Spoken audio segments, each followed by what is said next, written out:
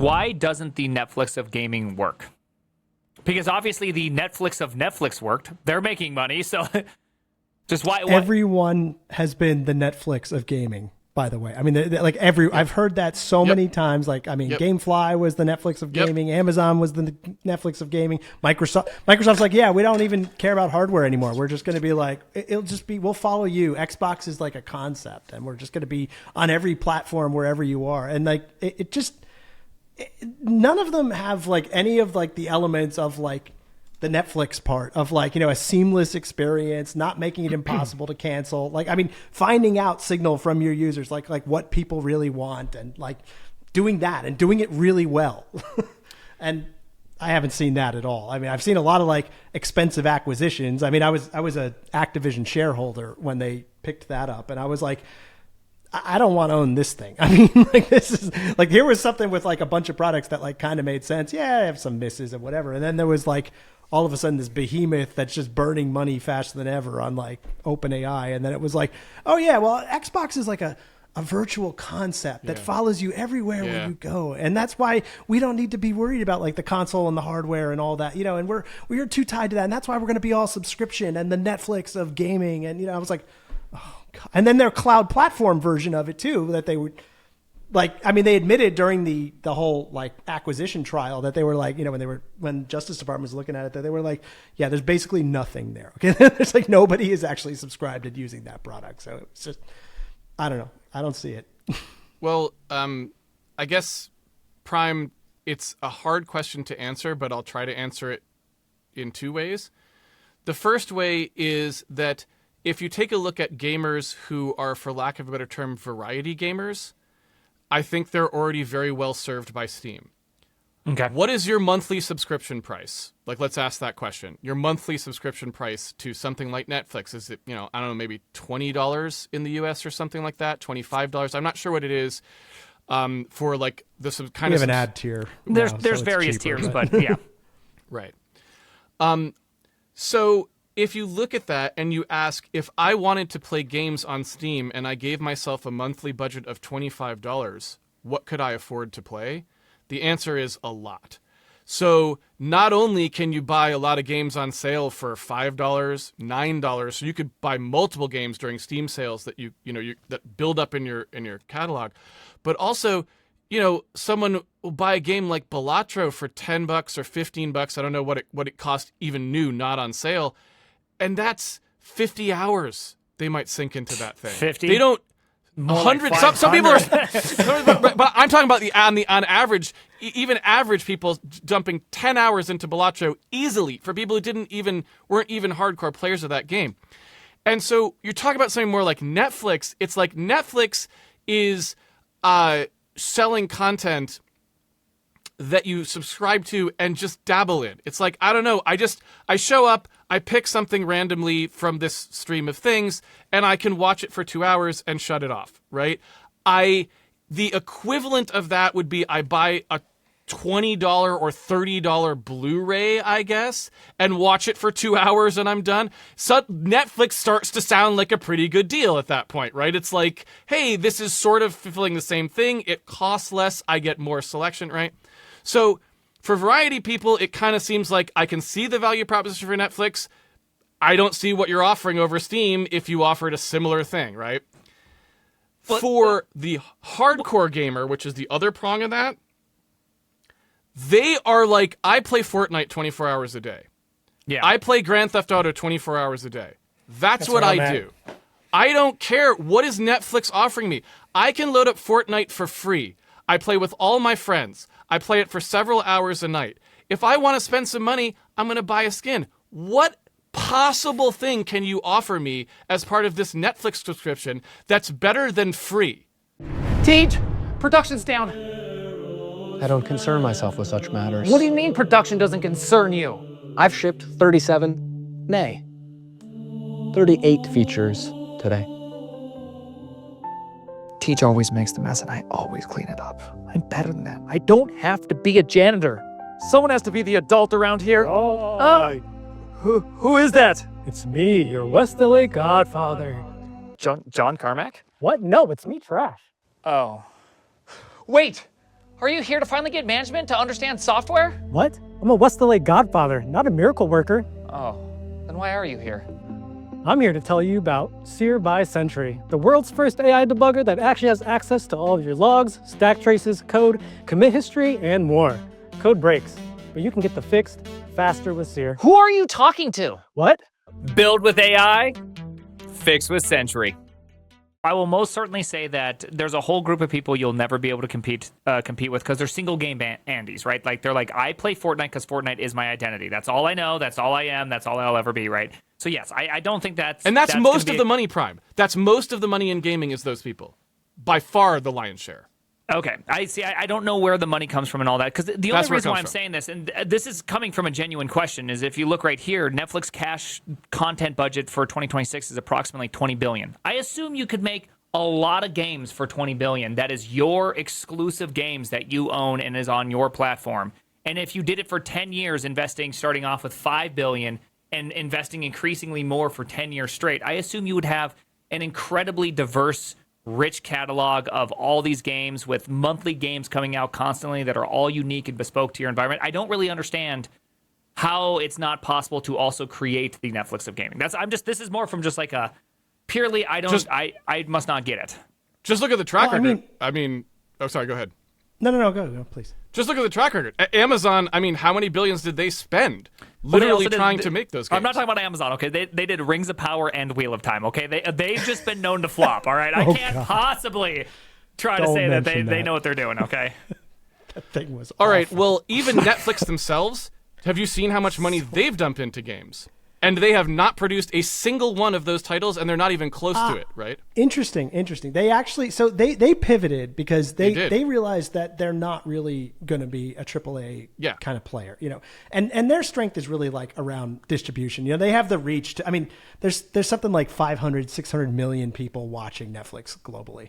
And that's a window like we've never seen. And that's the kind of place where the Steam model of sort of like, not actually Steam, but they went more for like the casual gaming part, because putting big money against an unproven part of the business without, leadership that has that's figured out what they're going to do and they don't really have a direction, it didn't make sense. They were just kind of throwing money away. And so they just cut that back and they said, it makes a lot more sense for us to do a deal and, take Grand Theft Auto on the platform and, here it is with a new version and whatever, and that would be we've just fixed a bunch of bugs. And that was just, if part of that unwind, you want something to watch, you don't want to, you don't want to be too involved. You probably don't want to try new, maybe you do. And that's where they went after the casual gaming segment. And that's been doing all right. From, the most recent earnings calls, I don't work there anymore. So I have just the outsider view on it now, but I'm not saying strategically anything. That made sense. I'm staying out of this conversation. Yeah, no, Steam, I think to your point, Steam is way more in line with the kind of philosophy around, it's not painful, that they've got the user experience kind of top of mind. You want to just run this client. You don't really care what you're on and you just want it to work, and if you've got all the fancy stuff, you want that to work too. You want the overlay, you want the standard controller, you want different things from the community. You want all of that integrated. And Steam just, it follows you and it goes to different platforms. And Microsoft's strategy was always you've got to make this thing look like an Xbox. Even if it's not an Xbox, make it look like an Xbox and make it look like Windows. And there's a whole again, because that's their ecosystem. That's what they knew. That's their DNA. They wanted to be that and then not hardware. And then they had hardware, and then it was all just competing with themselves around okay, now we're this virtual company with your catalog that you can't really get to, but you're going to get to it and buy it all again. It was just, it was a nonsensical strategy versus Steam's okay, you bought the licenses on this and okay, you're on another computer, you're logged in, right? Great, here's your game. And it was none of the experience of dealing with AAA installers or anything else. It just worked. Well, as opposed to the free play, service, the stuff the Fortnites and things like that, where they're okay, well, the cost is zero, so we can actually worry about the customer experience here. But Prime was talking about AAA stuff, right? He was saying no. I was just talking about gaming, right? This is your Balatros, all of this. Maybe you do have a couple tentpole titles, right? Netflix also has some tentpole titles, right? You look at the big name show, The Witcher, all these things where they spend hundreds of millions of dollars to make that one individual show. I assume this also, the exact same model would just map onto games. Okay, here's our Here's our $1,000 million games. Here's our $110 million games. Here's our 10 $100 million games, right? Like, it's just like, here you go. Go. Okay, so go first do of all, this. I guess what I would say is the when you think about the budgets, think about more like $750 to $800 million, maybe $1 billion, maybe more. If you're talking about competing in the actual space for the high-end dollars. So when you're talking about going up against GTA, Fortnite, Roblox, their expenditures are not $100 million. They're not even close. They're so far above that. Okay. So if you go into one of those things and you're like, we're going to compete with those guys for the high-end dollars, you're talking about laying out, I don't even want to know what it is, but it's going to be way more than $1 billion total over several years, probably several $1 billion total over, the 5 years it will take you to even get to some place where you might start knowing if you're able to compete, right? So there's a much bigger gulf than what you're talking about. And down at the lower end of the gulf, Steam just has that entire market right now for PC side. And then on the other side of things, you have like locked up storefronts. It's like if you're talking about competing with the Apple Store on iPhone, have fun with that. If you're talking about competing with the Play Store on Android, have fun with that. Now, maybe because Epic did a bunch of lawsuit work for you, you will be able to do that at some point. But like currently, if you've tried the Netflix experience for like some coding guy was saying on the pivot there, where they decided, okay, what we're actually going to do is sort of just let you download games that somebody already made that you then just put in your Netflix login to the game and you use it. It's a horrible experience. You have to go to the Netflix application. You have to look through the games tab to find something that you want. You have to click on that, which takes you to the store. If you're lucky, that works. You download the game. You have to have your Netflix credentials entered into the game. It's like, it's terrible, right? It doesn't work, right? That part I can speak to that. I haven't really used the game product, but they definitely had a problem with, those storefronts being so locked down. Exactly. Because the major fear from the smartphone providers was basically like, you're not cutting us out. Okay. You don't just install stuff. Okay. Because like we need to have all that, which means you have to go through us, which meant like all this deep linking crap that never really worked. Exactly. Is the experience. And like, that's not a good. Yes, I can only imagine terms the of service to be able to have a Play Store as an application on Android or whatever it was. Exactly. And so again, that's like, maybe that can now be something that's pushed on because there's so many lawsuits and antitrust stuff.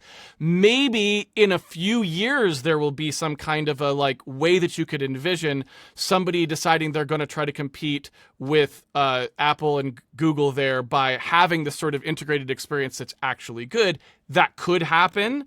But again, like that's all, if you're asking why it hasn't happened, it's because it couldn't. It was like literally prevented from happening. There's no way Netflix really could have shipped something else as far as I know, because they were kind of prevented, right, from doing so. It was cloud gaming, basically like, right, okay, sure. We already have you on the TV. Like, we already, so pull out your controller and we could just make this work in the same app. And that is the one place where they could actually hit the experience. And Netflix's CDN is basically the largest in the world. I mean, it is a very short hop to just any Netflix server. I mean, you could test that all day on like fast.com. I mean, it is like really, really comprehensive. So like they do have an answer to that. They'll never have an answer to the stores as long until maybe more lawsuits or, Well, also the streaming doesn't really answer the question though for mobile, which is sort of where we're talking about here though, right? Right. Is my point, like, because on mobile, you're on unreliable internet. You are not going to be streaming like your game experience to there in a pleasant way, right? Already streaming movies already sucks in that way unless you can buffer them. So it just doesn't really work. I can talk a lot about that because I'm the one who got streaming to work in Kazakhstan and Uzbekistan, like on a 3G connection. Like, I mean, this is a near and dear topic to my heart, but it will always be I do agree with you. It'll be a subpar experience. If that's going to be the only answer is you can't run anything locally, then yeah. So I mean, but that may change because, like, again, if the regime changes and it becomes possible for people to actually supply store experiences where you just download the Netflix app once, and now it allows that app to pull down game data and run it, which is against which they do not like. Just to be clear, for anyone who doesn't know, Apple and Google do not allow you to do that. That's the reason that you can. That's the reason that the Netflix games. I mean, I don't know the reason internally the Netflix games, but I mean the reason that they could not. That they are not allowed to do anything like that is because you're just not. It's simply disallowed to execute any code at all that you download as part of the app. That's just simply not permitted. Yeah, they want to make sure you're going through their store, and that is locked up pretty hard. I mean, that 30% is delicious. All right. It's not just the 30% though, because even if you consent to the 30%, they still will not let you, unless they've changed this, they will not let you execute code that was not like signed by them as a separate package that's distributed as part of their store. So you can't, have like these packages that you yourself are adding. They won't allow that for security reasons, I assume. So even if you give them the 30% cut, I mean, maybe if you backroom business dealed it, sure, right? Like if it's like, hey, Apple, like maybe, but Casey, why do you think that wasn't what happened? yeah, right, exactly. Yeah. Let's not talk about that. Yeah. Look, no one's paying 30%. All right. Anyway, moral of the story is that I agree with you. Like if you're following the rules, like it's going to be a problem. Exactly.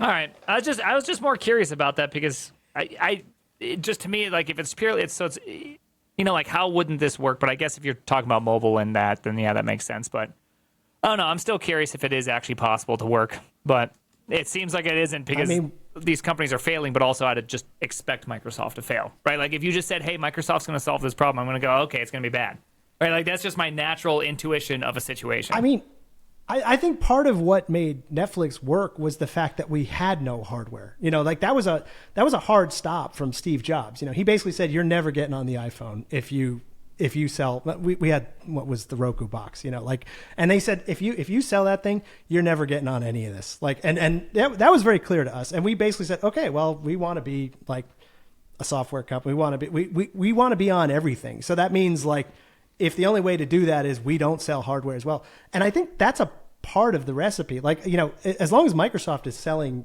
hardware, which seems like they're doubling down to go back, and hardware makes a lot of sense in the console space, then it's always going to be kind of a suboptimal. It's never going to be that like Netflix of blank experience because like it just, your goals are really in conflict. You want the hardware sale, you want the install base, you want the exclusivity. You don't want an experience that just works seamlessly for people to be able to travel between platforms and have cloud saving that like just works. And, things like, if you patch the game, then your patches just come in and everything. Like that's not your focus at all because you want to make sure that it's a walled garden and that people are essentially trapped on whatever device. And if you go onto another device, you're going to pay for another license and, and that's that type of thinking, which is exactly not what made Netflix.